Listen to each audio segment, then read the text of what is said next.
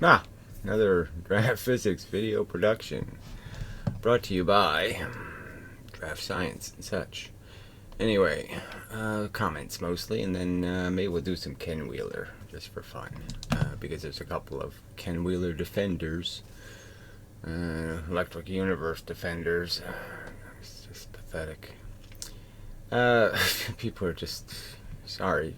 You're irrational. There's no other word for it. You don't want to use the rational language. You don't want to deal with rational concepts of, motion and velocity and, things that make sense. Anyway, Kant was an idiot, but anyway, that the physical categories of physics, and what physical categories are there? There's categories in physics, in the sense that you could say there's theoretical physics, there's practical experimental physics. You could make those kind of distinctions.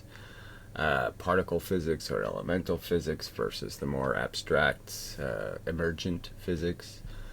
But frankly, physics doesn't have any categories, and the categories are really the distinctions between physics and chemistry and biology, which are sort of artificial, but clearly recognizably as understandable. There are plateaus you reach, and you sort of need a new civilization on each plateau. So it does make some sense. Chemistry is a level of complication of physics, and then biology is a level of complication of chemistry, and it's perfectly rational. You're a fucking idiot. Anyway, physics are anthropomorphically derived through the senses rather than direct understanding of the universe. So this doesn't even make sense. What categories in physics are you talking about? What? The properties we recognize in physics? Matter and force? Those distinctions are the ones I recognize anyway, as obvious distinctions. The stuff moving the speed of light, the stuff not moving the speed of light. Fuck you. Do you believe this? Everything. I don't believe Kant was an idiot. Sorry. It's just he was a baby. A wishy-washy, gooey baby. Anyway, if so, the models science creates are not truths about attempts at approximations of our sensual interpretation. So this is more, you're talking about anthropomorphic, and here you are using your sensual interpretations. Physicists are perfectly capable of understanding that they detect heat in a specific way, and a thermometer detects it differently, and it can do Kelvin and all kinds of stuff where our senses can't do that. We understand, idiot. Just, keep pretending nobody does when we fucking understand that we're just a kind of biological organism that has things called senses, and our senses, we don't sense everything. We just sample the stuff that's probably going to be relevant to a biological organism trying to eke out its existence in a certain temperate climate. We know all that, fuckhead. These people are so irritating. Like they've grabbed onto some important fact, like somehow we're missing. No. Anyway, double slit particle wave contradiction is derived from a confusion of two senses interpreting data. Wrong again. It's derived from the fact that the experiments are vague. Okay, they don't give you a videotape of the event, so you have to make some assumptions and deductions about what's causing the event. And the simple fact that I've asserted clearly in my videos is that their deductions were stupid, in the sense that they wanted to blame photons for everything. Photons have all the functions, and it doesn't matter that there's a material object that the photon is flying right next to. No, that has no significance. That doesn't play any role. That was their mistake, idiot. Most physicists accept that they deal in models rather than truths. Again, this is just more stupidity on your part. I mean, clearly they think the model is a description of the reality, an imitation of it. They think they're making accurate models. So, playing this game, I mean, yes, a few of them do admit their model's bullshit, like Feynman. But nobody even hears him say the model is bullshit. Okay, they hear him saying something else. Even though he kind of clearly says the model is bullshit. Okay. This idea is built into the scientific method. Well, it's just horse shit. Again, there was nothing wrong in basically Newton's physics. There's nothing wrong in it, all right? Because he didn't talk about what he thinks. He talked about what the evidence points to kind of clearly, what they can say we know. We know that gravity works a certain way. We know this inverse square law exists. These things. So fuck you. None of that's in jeopardy, you idiot. Feynman said, shut up and calculate. Yeah, well, that's to his discredit.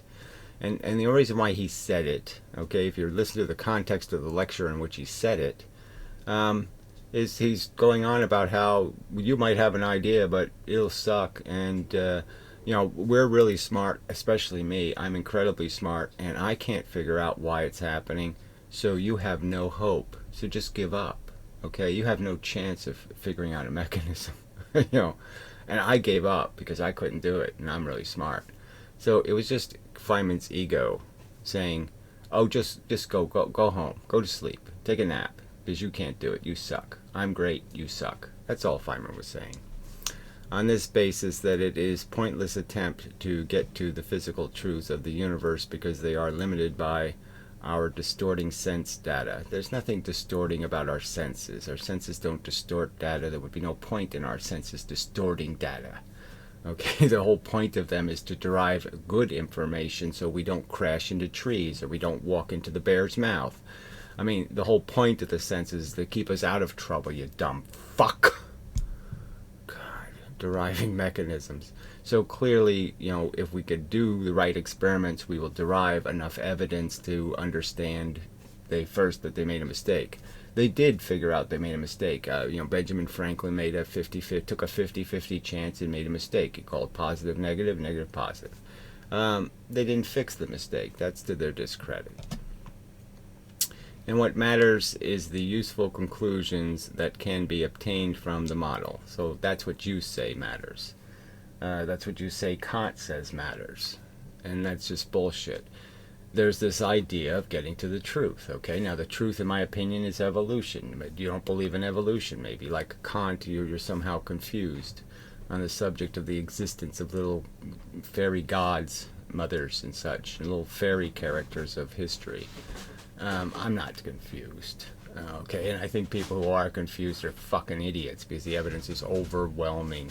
And it's a very good theory. The model of evolution is excellent. Okay, it's unimpeachable. You can't break it. It works. It fits the evidence conclusively. You're an idiot. Okay, unless your model can provide more useful calculations, that's not what it has to do. If somebody seeks the truth, you seek the truth, okay? Now, the facts are that some of these truths don't matter much. Was it a blue car or a red car that the getaway driver was driving? Who cares? It's not terribly significant. But if you want the truth, okay, you want to know, is it blue or is it red? And it might matter to somebody in some other circumstance. So some of these things you can't even tell the implications of having a wrong perception until you have the right perception than existing ones. There is no incentive to take it up. Again, the incentive is for anybody who's intellectually honest. So you're just basically telling me everybody's intellectually dishonest. They don't care whether they got it right or wrong. They just care whether it works. I mean, that's just bullshit. Everybody's just whitewashing everything, and they don't care whether it's real paint or not. They don't care whether the rain's going to wash it off. Bullshit. There's people who do care. They want to know the truth, and they're seeking the truth. Your pretense that it's a grand conspiracy that everybody quit looking for the truth is just bullshit. For there are many physics models out there, yeah, and they don't work. They have fundamental flaws that you can point out. Or they're so vague and mystical that they might as well be a God theory. They're a complex, so complex that you couldn't even get to the root of it. Like they're fractal woman wacky bullshit. Okay, I mean it doesn't connect to anything in real physics. So yeah, it's totally useless to even argue it because it's so fucking made up. Is there no truth? All that matters is utility. If there is no truth, all that matters is utility. Right, you can have that perspective. There's plenty of people who don't care because They're too stupid to understand the truth. They're too stupid to do any, they haven't spent their life wanting to understand how their car works, or wanting to understand how to do drywall, or wanting to understand how to do anything. And there's other people clearly who do like to understand, who do want to know the best and most efficient way to, sweat their copper pipes or something. So fuck you in this bullshit comment.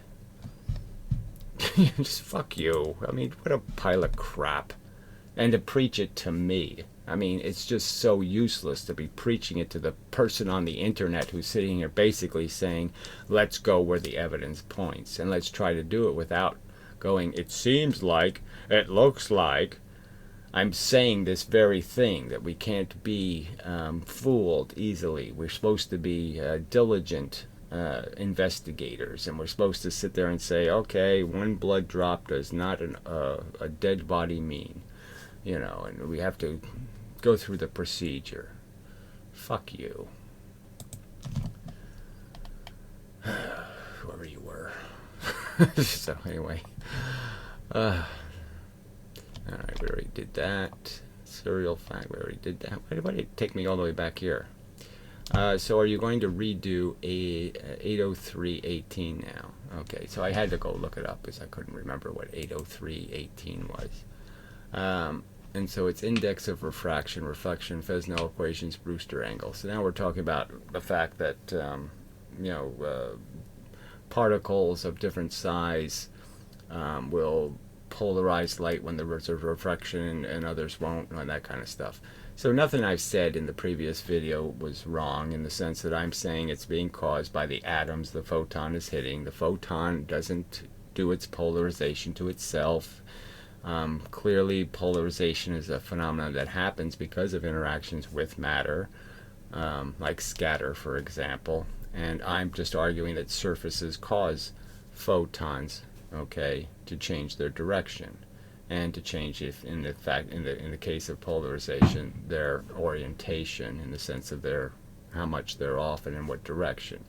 And what we know is that some reflections are clearly more complex than other reflections. Some reflections probably don't require much interaction with an electron, and other reflections are either really readmissions of the light. So the photon's energy is absorbed by an electron. The electron moves, it vibrates another electron. That electron readmits the photon. Those kind of arguments for the actual function, I'm stating right to your face, they're perfectly valid. So why don't you point out how in some way that argument is invalid, that can't be the truth because this experiment demonstrates it. Why don't you do that instead of this vague bullshit? Why would I redo it? What has changed? All I'm done is give you a more explicit explanation of what polarization is, in the sense that it's this ray that has elements that are out of position, and they're out of position, you would argue, based on which way the electron is moving. Okay, so it has a decided momentum. As I've pointed out, electrons never are static, right? Because they're always moving in all three of the dimensions, actually, because they can't be static in any one dimension at any time. So they're always going this way or that way. They're always going this way or that way, and they're always going that way and this way. And they're going to be doing that at different speeds, but at a minimum, they're always doing a little bit of vibrating. Always. And so if they're vibrating more this way, then the polarization will be this way. If they're vibrating more this way, then the polarization will be this way. Get it? Now, you probably don't. You're an obstinate asswipe. Fuck. Alright, go check Sapphire project. New data and presentation. Yeah, I saw it. There's no new data. They're mystified by how their machine got too hot. So that proves Einstein wrong. My machine got too hot. Einstein must be wrong because my machine got too hot. My super light bulb. There's no new data. There's no new anything. They're just hyping this thing to keep getting money for it. They need more money. So they're basically saying, look, it got too hot and it broke and we need more money. Isn't that all that's going on? Is there something happening and you can't even cite it, and you're doing this on top of a video that's on the specific subject of polarization, and you're bringing up this crap? I mean, you people are so pathetically stupid. You think that's reasonable? It's reasonable to engage. You would stand up in the middle of a political discussion and ask some stupid question like, how many times a day do you clean your asshole? You just can't stay on the subject, or what? Oh, fuck. I just hate you people. Alright, so now we got a Ken Wheeler comment. I think there's another one there. Alright, Ken speaks of pressure mediation as a founding definition of magnetism gravity. He speaks of a lot of stuff as a founding definition, so let's not do... And I've already stated that the only rational thing Ken Wheeler has ever said is the combination of words pressure mediation. Yes, that's what runs the universe. But it's not toroiding, it's not tornadoing, it's not doing all of that crap. Okay, and what does that have to do with pressure, and how does your pressure make all of that crap happen? Is there any explanation? No. So he says, sounds pretty clear to me. How so? Why don't you draw me a fucking picture then, fuckhead? You can't draw a picture of how you think it works? Shit. A picture, a little image of some kind that describes where the motivation is for the tornadoes. Ken speaks on the point that magnetism has an incommensurable nature, which is again more absolute babble.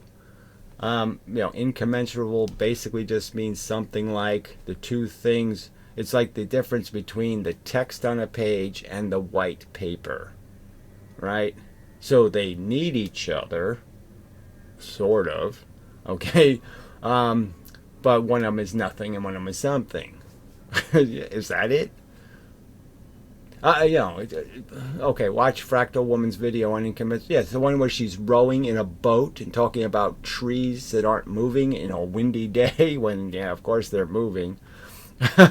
If you don't know what it is. I mean, I don't know why you would think anybody should be using the word in the first place, where it's ever been used in the subject of physics. So you're going to make a physics argument and you're going to talk in some other foreign language or something. What's the point of that? So you don't really feel you have any obligation in overturning established premises to even use their jargon, to even in any way try to equate and say, well, look, a wavelength is, just the inverse of the frequency, and, to do it in some sort of rational way. You're going to just use this wacky language that doesn't mean anything, that is conceptually vague at best. As a concept, incommensurability is a vague concept. This is also very clear to understand to you. All right? I mean, I'm honestly telling you, I don't get any insight out of somebody telling me, well, you can't see the writing on the paper without the paper being a conflicting color. Yeah, duh. But any nothing space will do, right? I mean, if the somethings are something, they'll stick out if they're surrounded by absolutely nothing. There's no problem then. So what the fuck are you talking about? You understand? I don't think you understand a fucking thing about reality, being a human being, anything. You're insane if you're going to tell me it's very clear to understand. No, it isn't. How does that have anything to do with the structure of an atom, a nuclear bomb, any experiment that's ever been done in physics? It doesn't have any relevance. Ken speaks on how physicists are really not physicists. Yes, well, I've made the same complaint. Clearly, they've changed the subject. They've melded physics into mathematics, and it's clearly now just an abstract subject where not even the models aren't even physical anymore. They're just mathematical models. So, yes, it's been taken off the paper. Okay? So it's not in the commensurable universe anymore. They've taken the subject and moved it out of commensurability. Fuck it. But just mathematicians. This is true since physics is and always has been a philosophical subject. So again, there's no distinction between somebody musing about, well, the clouds it could really be a rhinoceros in the clouds, and blah blah blah, and somebody who is attempting to detail facts and collect evidence to draw conclusions. All right. I mean, frankly, that's just bullshit. There's either you're a scientist in terms of how you approach the questions, in the sense that you say, show me, provide me evidence, or you're philosophical in the sense that I don't care about evidence and facts, I'll just make something up, which has been removed from sciences for the better part of 100 years. Well, removing philosophy from science is a good idea, because frankly, philosophy is a subcategory of science where you speculate about the meaning of the life thing, or the importance of it, or some other aspect of it that is a lot harder to prove because it's so abstract. Understanding the concept of where value is derived from and such, that doesn't have physical roots. That has roots where you understand history and the context of existence and subjects like evolution. Although the elements have physical reality, what the elements mean in terms of their relationship to each other, it's not in physical space. Evolution is not in physical space. It's an idea. You can't make a geometric design and show how things are connected. You can only understand it as an abstract concept in an abstract space. And yet I would argue there's still fundamental truths about things like value, that it is manifest in the form of sensation. And without sensation, there can possibly be no value space. All right, anyway, removed from science for the better part of 100 years. This is so easy to understand. No, you're full of shit.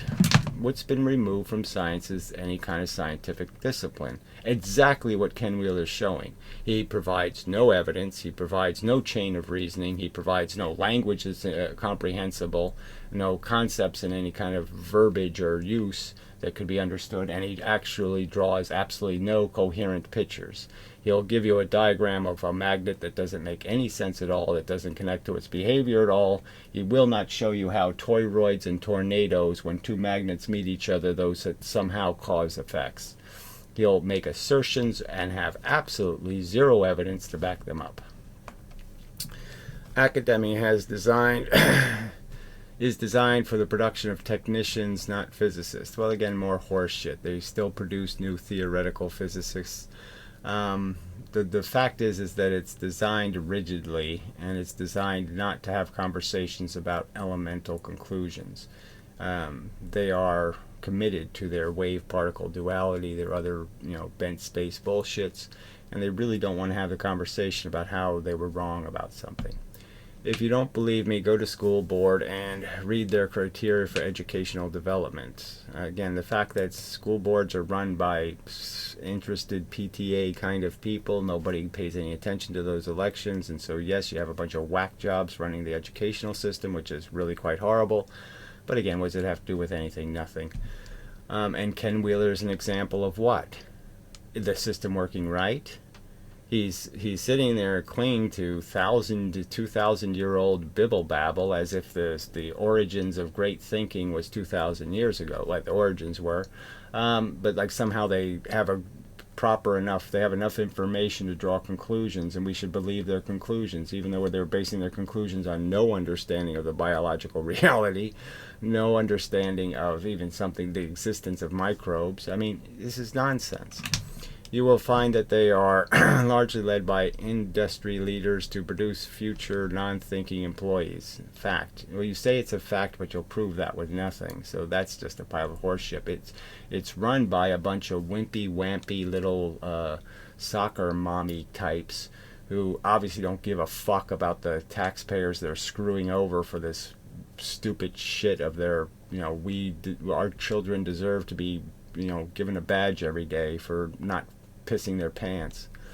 This is because the technology is always increasing. Well, in other countries it certainly is. And they have to prepare themselves for the future needs manpower. So again, where's the example of the American economy running on any of that bullshit? It obviously has nothing to do with the American economy. So where have you been for the last 30 years? We're not becoming an industrial nation. We're becoming a nation full of dysfunctional retards. Not because, oh, there's too much science education. No, it's because there's not enough, idiot. Ken does repeat himself to death. Yet every video he hasn't said anything original in 15 years. And it's really annoying, but that does not mean he isn't saying anything. Yes, it does, because everything he says he's already said, and it's not even an applicable comparisons he's making. Even his analogies are stupid. Oh, your hand waving isn't waving. Yeah, it is. I mean, if it's moving water, okay, then it's going to create waves. But yeah, my hand's waving, it's waving. So he can't even make analogies that make any fucking sense. Neil deGrasse, look, these are all people I don't have any respect for. So again, where am I defending conventional physics in the first place? I'm not. But clearly, conventional physics is far superior to Ken Wheeler physics. I mean, they have worked on their model. Okay, I mean, they've done at least the work where they've rigged it. So they can show you a picture that'll somehow make sense. They can make bent space be the right answer, mostly. And it takes you have to go picking at it like I did. You have to go through the two slit and the single slit and the multi slit, and you have to find the distinctions between them to illustrate how their theory can't be the right answer because it's totally inconsistent. And as I pointed out, the obvious things, right? Like you can use Ken Wheeler doesn't do the simple thing that I'm going to do. Ken Wheeler says, look, put a needle up and it makes a double slit pattern. Now, he doesn't explain why that's interesting. And I do. I explain it in pointing out how, well, see, it's about surfaces. And the math works, for both this and this. The reason why the math works because the distance is the distance between the surfaces. That's why the equations work. Because it's really about where the surfaces are and how they're oriented to each other that's creating the pattern. The surfaces are causing the effect, not the photons. The photons are the victim of the effect. They're not the cause of the effect. All right, if you can't see the obvious comparison to TV evangelists, well, again, if I can't see how Ken Wheeler is an obvious example of an evangelist, he's just propagandizing. He's just using silly, this here's a pocket watch. How did that evolve? He's just using gimmicks. Again, the supercell. Look at it under a microscope, asshole, and show me, okay, the bent linear. Show me any bent linear. Okay, Ken Wheeler says no straight lines. Well, I can see them under the microscope. I can see the fucking straight lines. There's no bent linear in there. So why don't you have him explain those things? Oh yeah, forget it. Because he's your evangelist. He's your Jimmy Swaggart, and you don't care if he goes to a few hookers now and then. You probably belong to snake handling church as well. No, you're the obvious one doing that. It's just overtly obvious. I mean, if we put it to a vote, right? Even my crappy audience, if we put it to a vote, who's talking like a religious nut, all right? Who has zero evidence and zero illustration to any real experiment that's ever been done? It's going to be you, asshole. Fuck. Douche. Yeah, I'm going to remove this. Just crap as a comment. No evidence of anything. It could jump me all the way back to who the hell knows where. Alright, let's see. Fact molester, thanks for the video. We already did all that crap. Let's see. So this is probably the electric, I don't know, we'll see. No, this is another Theora apocalypse. Learn a thing before you attempt to critique it, otherwise you end up coming off as an uninformed perspective. Yeah, you haven't countered a single word I said. Now, if you're gonna really go for somebody and show them up, the idea is to quote what they say and then point out how the quote is crap. Like even if you're going to debunk Einstein, you just kind of show Einstein saying, "Oh, the odds of causing a chain reaction with neutrons is like shooting elephants in your pajamas upside down without a gun," or some kind of bullshit. So and then you yeah, right. 14 months later, they cause a chain reaction with neutrons. Anyway, And sounds like an idiot like this guy. LOL. Wow. Yeah. Wow. Your argument's overwhelming. All the evidence you've provided about how any of the things Ken Wheeler say exist. You've really... Oh, yeah. You showed me the videotape of the freaking toroid. You showed me the evidence that there's something moving around a static magnet. No, you didn't show me any of that shit. You showed nothing. You put up nothing. You just talk your fucking shit from your ignorant goddamn chair. You're a fucking ignorant baboon. You know nothing. You've done no work to inform yourself, and you're just parroting the crap of an idiot. You're so fucking pathetic. The idiot talking the crap, the stupid parrot, the original parrot, is an idiot because he's just parroting 1,000-year-old crap and bullshit Tesla said. You know, and Tesla was, again, another parroting idiot of his time. And once in a while, the statements are correct, like where Tesla said space doesn't have any properties. And then Ken Wheeler doesn't even understand what that means. What that means is Tesla didn't call space counter space, okay? Tesla said space is nothing. When something doesn't have properties, it's nothing, okay? Tesla said space is nothing. You can't bend nothing. And they still think Tesla said space is something. When, no, Tesla said there's an ether in the space. The two things aren't the same thing. Space isn't the ether. And there's many physicists today who will probably say, well, look, it's not really space that's bent. Yes, there's something in space, a field of something that's bent. But space isn't bent. So again, but you people couldn't care what the real truth is. You couldn't care about making some kind of logical argument. You're just fucking, doopy little minions for a moron. Yeah, that's it. Minions for a moron. Alright. So, deeper secrets of force and polarity. Now, there won't be any deep secrets. There won't be any information whatsoever. You won't have any idea what a fucking force is or what polarity is. Once he's done, he's going to say there's something like there's no poles. We're just using the word pole to describe the fact that one thing is completely different than the other thing, and we can tell the difference. If I put another polarized thing right next to it, another red and black thing, I can make it repel intensely or attract intensely, because these two poles are doing inverse things, and you can detect the inverseness by taking another one that's doing the same thing and just reorienting it. It's so fucking obvious what's going on. The polarity is so fucking obvious, and yet this asswipe is claiming there's no such thing as a pole. Yeah, there is. Oh God, you people are so fucking stupid. It's time for Sleep Number's fall sale on the Sleep Number 360 smart bed. Can it help keep and us he has to get asleep? paid to talk this shit. Oh, that's nothing like one of those fucking, religious kooks, fringe religious kooks. You know, and it's a forced ad too. You know, it's not like you can skip the ad. So he's chosen to force the ad. You know, because he needs the money. Like all the other evangelists, he's in it for the money. Alright, so we'll speed it up. Oh, it's already sped up enough, I guess. Been incredibly busy this past week. Yeah, I've not been making videos at regular intervals. He's probably one of his dopey minions who has some money. Has probably paid him to do something special, polish their silverware with his big shiny ass. I wanted to, or other people had wanted me to. I have a long list of things to...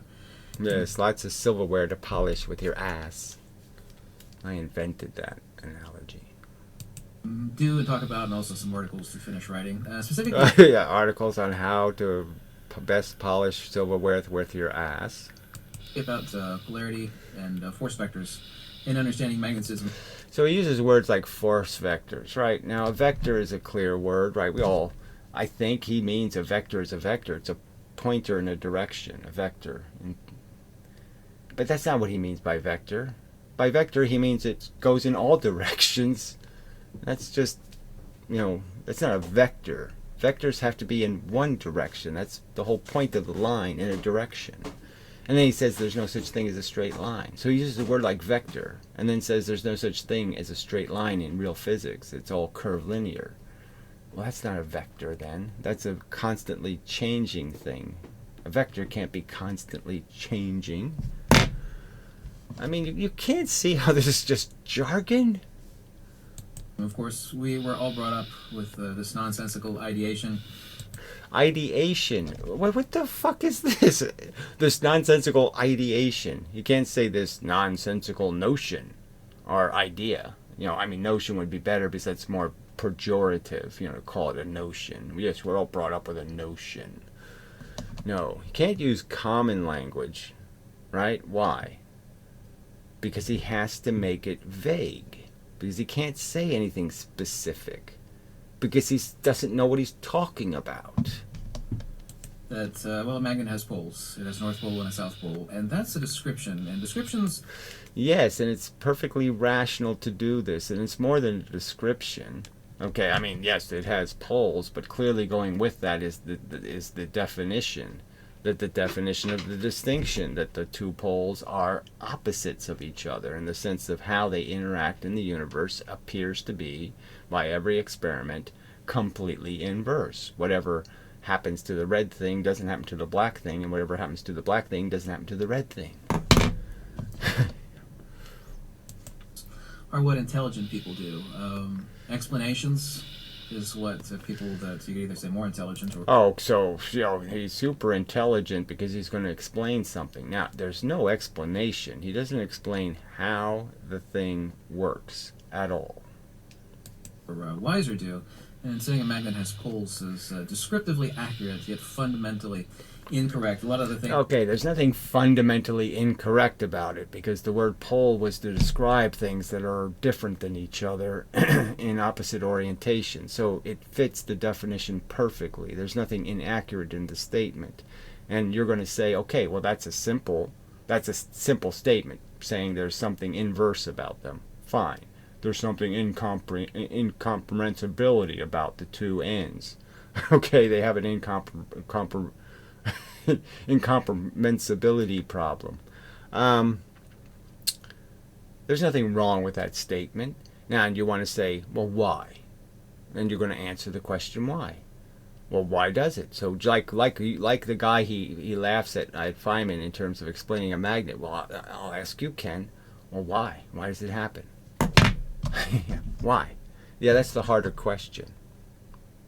Things that many of us believe, whether it be about field theory or countless other things in life, are only conventionally accurate. But if you really get down into knowing something, there's no reason to unknow that polar reality, the incommensurability of the two objects is not under dispute. Nobody's claiming anything else, so that fact doesn't change because you have more knowledge about why the two things are different. More knowledge doesn't undo their fact that they're obviously different.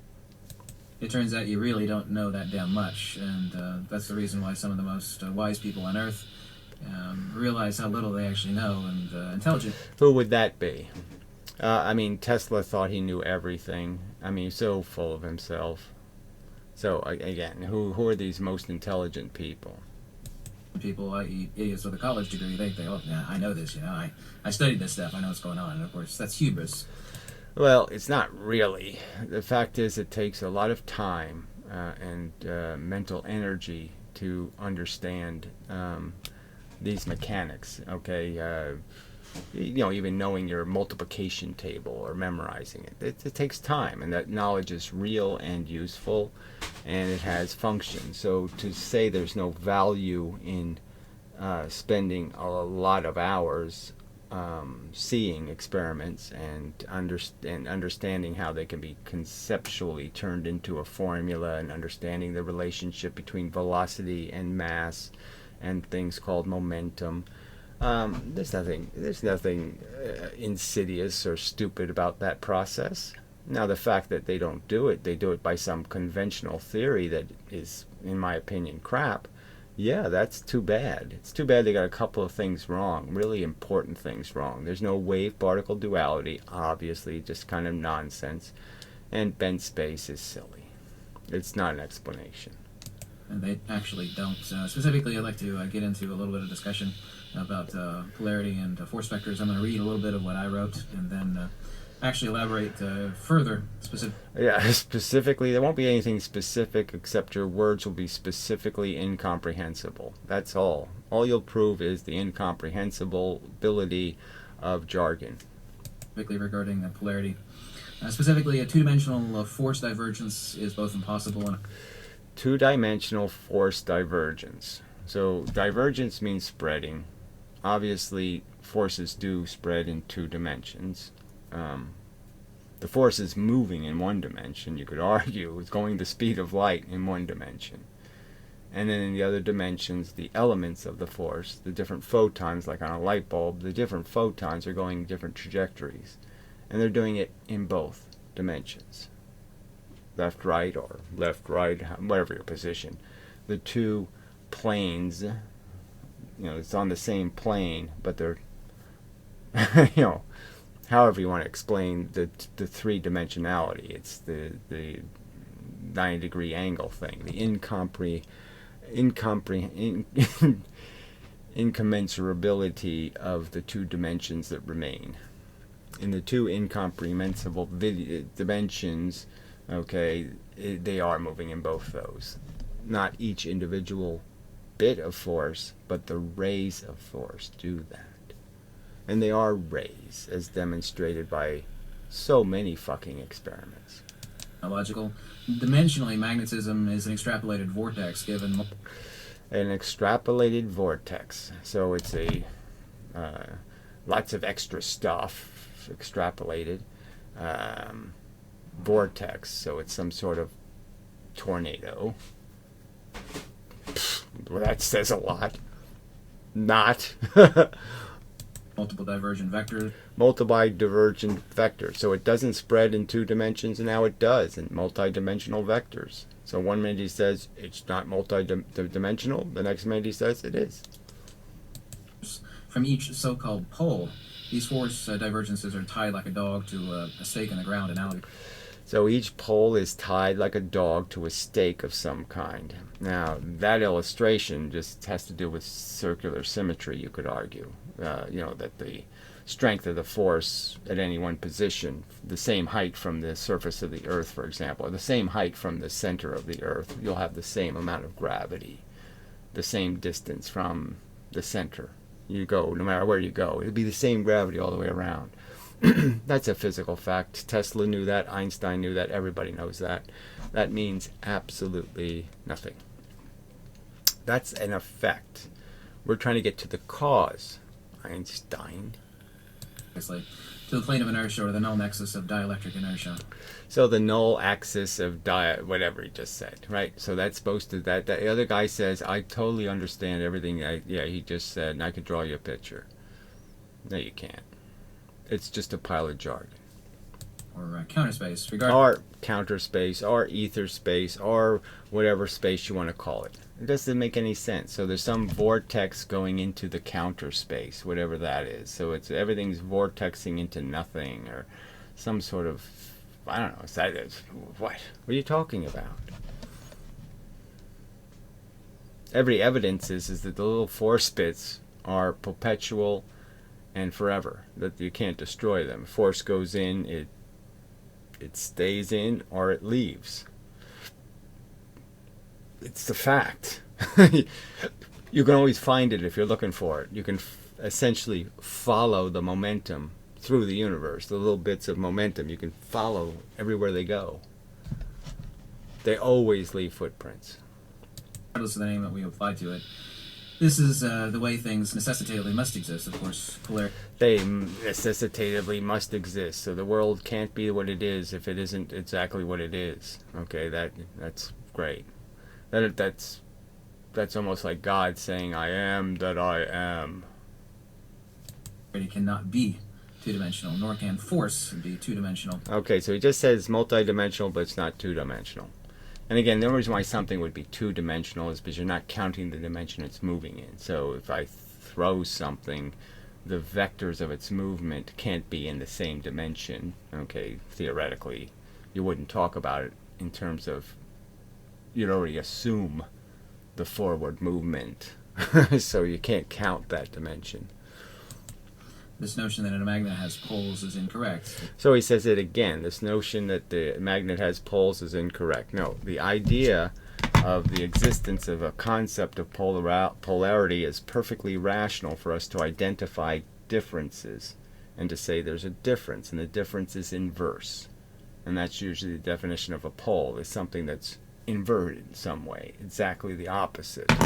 One dimension, the other dimension, up, down, left, right. Not that complicated at all, really. Perfectly valid word. It certainly doesn't have a monopole. So again, so he says it certainly doesn't have a monopole, and what would what would be the proof of that? So this is something I've already demonstrated, is that there's no rationality to that statement. People just say that. That's just what he just called it, right? He just called it a notion. That's just a notion, okay? That's an urban legend. It has no grounding in any fact. That's crop circles, okay? To say there's no monopoles is just something, again, that is derived out of Maxwell's equations, but it's a meaningless statement. And on top of being meaningless, there's no proof that it's true. And if you go look, if you go try to write the definition of what a monopole would do, and you'll find that the definition exactly describes electrons and protons. Exactly. They will fit the description perfectly. But this expression of magnetic polarity is only expression of a divergent force vector, specifically also to A divergent force vector. Well, yes, the fact is the north is doing something completely inverse to what the south is doing. And my argument is they're both emitting, because of a filtering process. They filtered energy, diverted one form of energy one way, diverted the other form the other way. And the energy has an inverse effect on their molecular structure. So on the black end, the north end, the electrons own the surface, and on the red end, the protons own the surface. And because of that fact, they're essentially like putting two high voltages right next to each other, charges. And if you could actually do that, if I could physically take 200,000 volts and 200,000 volts on spheres, and I could put them right next to each other without losing the voltage, you would see them behave just like a molecular magnet. And if I took another one, it would work just like a magnet. The charges would be opposite. They would twist and turn, exactly like magnets. Exactly like a magnet. They would do everything a magnet physically does in free space. They would behave exactly like a magnet. Prove me wrong. Show me wrong. Show me one experiment demonstrating I'm wrong. we have to go deeper into that and understanding zero magnetic precession, which is So again, zero magnetic precession, whatever, zero any kind of precession, it doesn't make any sense. What does it have to do with a processing? Processing is the wobbling circle, but what does that have to do with how a magnet functions and how there's a difference between the north and the south end? And the fact that there has to be a force, they're not communicating with ESP, so there has to be something communicating between them. Maxwell's equations, he already cited Maxwell's babble of saying there's no such thing as a magnetic monopole. Well, if you think Maxwell's right about stuff, well, Maxwell kind of trying to demonstrate the force moves at the speed of light, so it has every indication that it's a photonic force, and that's why physics calls it a virtual photon, because it knows it's just like a photon, except we can't account for its existence. So they can't say it's an actual photon because they can't account for where it came from. They can't derive a source for the energy, because they don't understand it's really the energy from the universe reflecting, and it reflects off one mirror. One force reflects off the mirror of the electron, and one reflects off the mirror of the proton. So all there are is two forces and two elemental forms of matter, and they have an opposite mirrors. That's it. nothing other than, of course, scientists call it a magnetic moment, but this is merely descriptive. No, it's more than, it's merely descriptive. So descriptions are what you actually want. Okay, is some explanation is a description. So descriptions and explanations can be exactly the same thing. They're giving you a description of a function.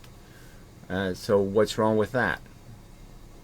I mean, obviously they have a model. So why don't you show me your model of the atom? Show me your model of the atom and whether it has a magnetic moment in the sense that the electron is on one side and the proton's on the other side. And from any one perspective, there's a moment where the electron is in front of the proton, and then there's a moment when it's on the opposite side of the proton.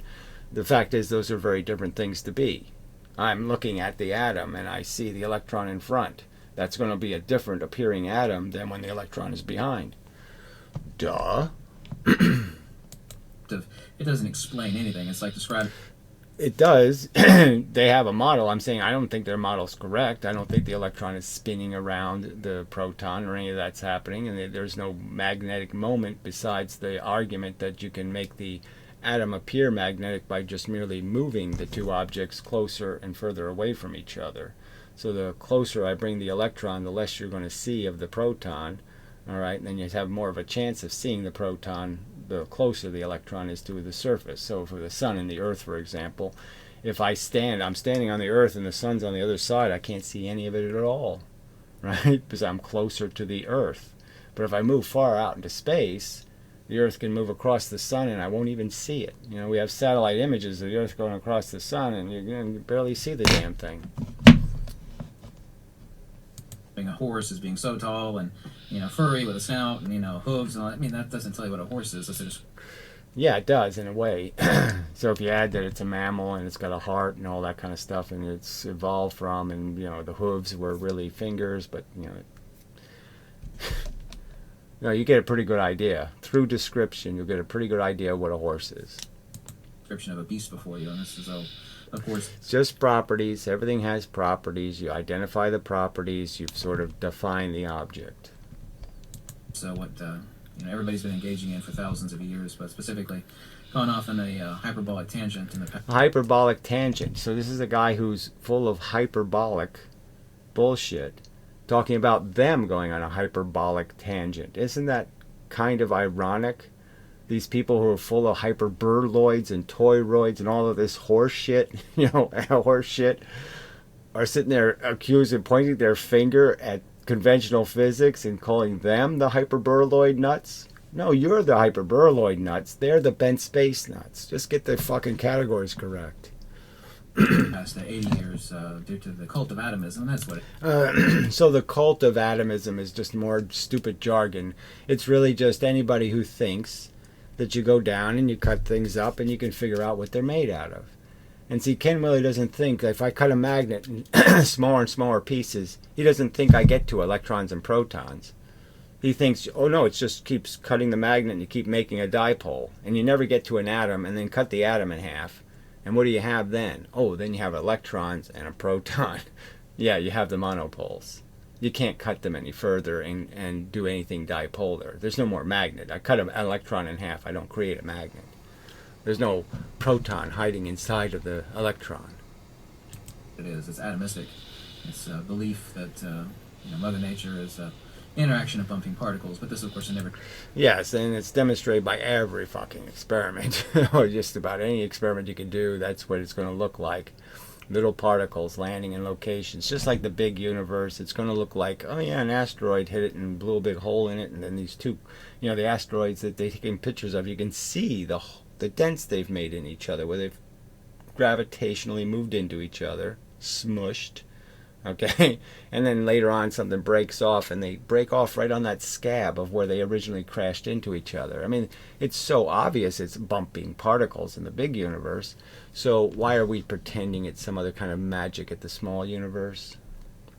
Define a field, because everything is fields and fields are not particles. So more crap that fields aren't particles when clearly they are corpuscles of energy, as Newton would call them. Now, I don't know what Tesla thought, frankly, but I think he did think they were particulate. So, you're violating even Tesla's theory. Specifically, the center of all magnetic fields, there is no magnetism.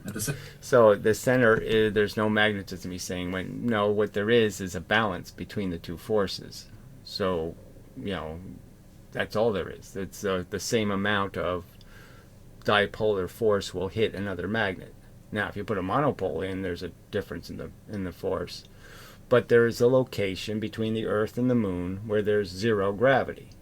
That doesn't mean there's no moon gravity. It doesn't mean there's no Earth gravity. It means the two forces are balanced. So there's no zero force. There's just a balance between the two forces. The pressure has been mediated, to use his own language, okay, in the sense that you've got equal pressure on both sides, so there's no motivation to move either way. Not complex. But again, he's stating there's no force.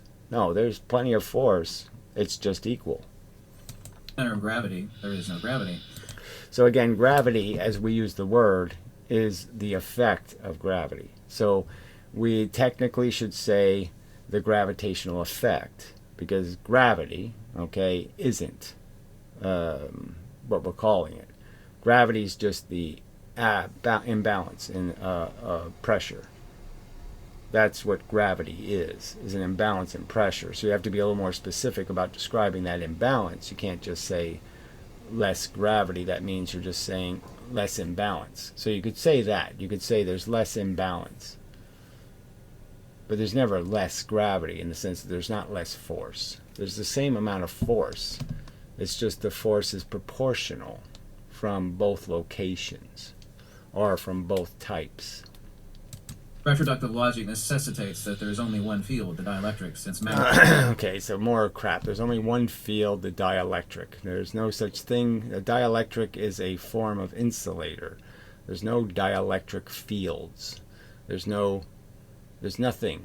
Dielectrics do the same thing as any kind of electric. Okay, dielectrics manipulate electricity. That is, they hold charge on their surface, but they won't convey it through the material easily.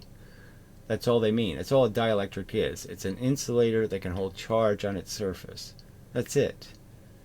There's no other dielectric concept. It doesn't exist. And so he's taking the jargon of some guy from 100 years ago who didn't understand that it's the same thing. Electricity is the same thing. So it's like, you can understand Benjamin Franklin being a little confused in the sense that they thought maybe lightning was a different kind of electricity than the electricity in a moray eel, for example, or something. No, moray eel's not electric. An electric eel. Or some other biological, neurological electricity. They thought the two kinds were different. They had a reason to think they were different. There's no reason for a modern human to think electricity is anything but the same thing in different mediums. But it's the same thing. I mean, I put a torpedo in your bathtub, it's going to be a little different than a torpedo in the ocean, you know, but it's still a torpedo. It's the same thing. Electricity is electricity is electricity is electricity. There's no different kinds of electricity. It's always the same phenomenon. It's an atom exchanging pressure with another atom. It only happens in conductive matter. It doesn't happen through space. It doesn't travel anywhere except between objects that have protons and electrons. Is the dielectric field. Being expressed in force is applied the loss of inertia and electricity. So the loss of inertia, whatever that means, completely indecipherable comment. Inertia is a state. You have a state, an inertial state, which means kind of an initial state. That's why the words probably sound the same. And that's all it means. It's like you're traveling on a train, or you're, spinning on an earth, or you're in some state. Okay, and we can't deduct or deduce or find your actual state in terms of some position, some nothing space, some point that doesn't have any motion. So because we can't really dissect our motion from being on the train, we can't tell unless we have a view out a window. We can't see anything. But you can't say a loss of inertia. You can't lose your inertia. If you lose your inertia, you don't exist. You can't do it. There's no evidence that it happens to anything ever, that anything ever loses its inertia. Constructive magnetism and dielectricity working in unison to create a self.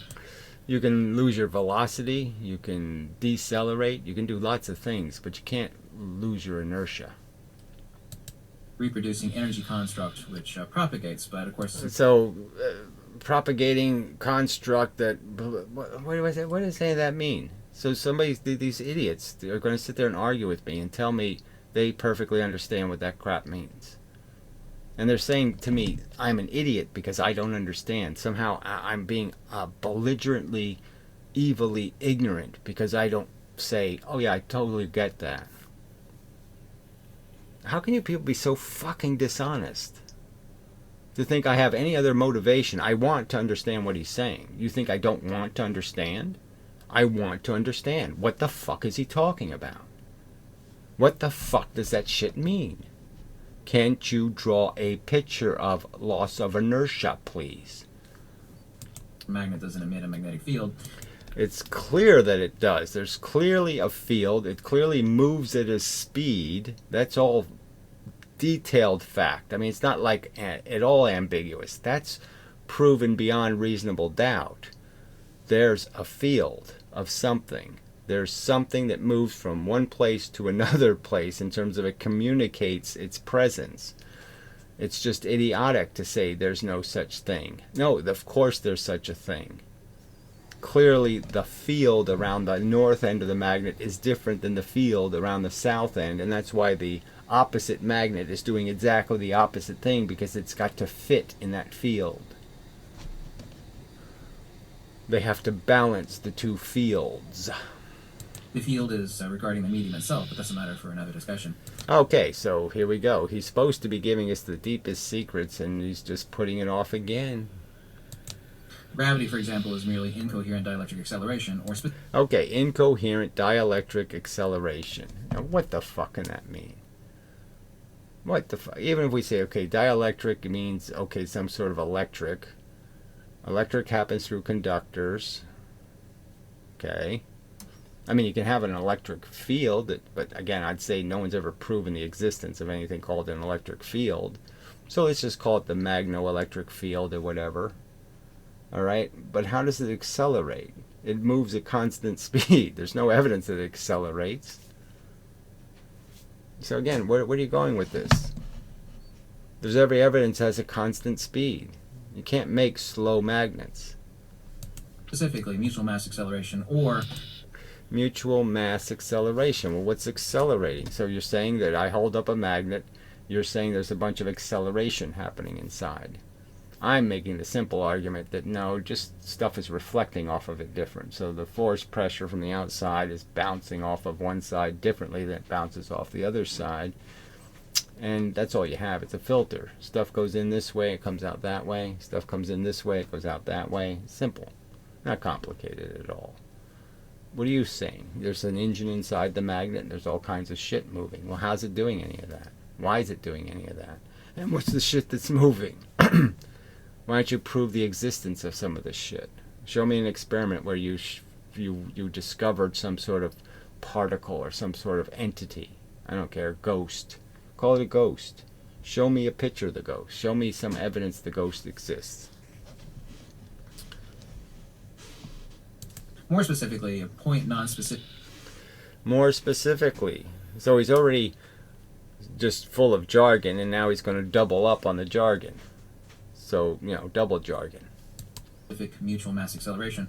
Mutual mass acceleration, whatever that means. I mean, what, they're both moving the same way? They're moving for what reason? For how do they move? What's moving? Nothing. Or is, of course, a counterspatial vector, i.e. Counterspatial vector. Counterspatial vector. So it's a vector in something besides space. Whatever the counter space is, the actual material. So it's the vector of the matter. I don't know. Counter space is supposed to be real stuff, right? I mean, counter space, right? No, space is inside the square and counter space is outside the square. I don't know. I honestly don't know what you're talking about. So what's moving? The writing on the paper or something else in the paper?